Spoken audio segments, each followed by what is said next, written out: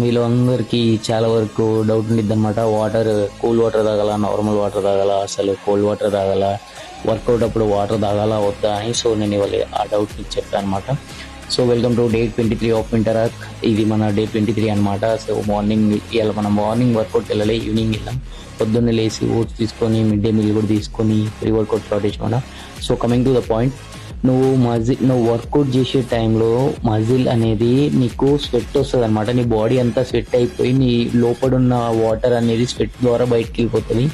So నువ్వు dehydrate అయిపోతావు అనమాట. దాన్ని డిహైడ్రేట్ అయిపోయిన దాన్ని నువ్వు రీహైడ్రేట్ చేయడం ఇంపార్టెంట్.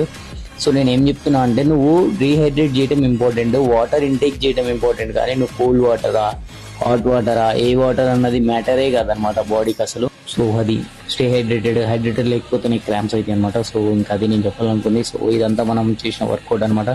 సో వర్కౌట్ అయిపోగానే ఇవాళ మనం పిఆర్ కొట్టినాం 35 kgs తోని బార్ డిప్స్. సో కొంచెం మనం హ్యాపీగా ఉన్నాం అనమాట. సో ఇంకా రాగానే డిన్నర్ చేసి పట్టుకున్నాం. That's it for today. Follow for more.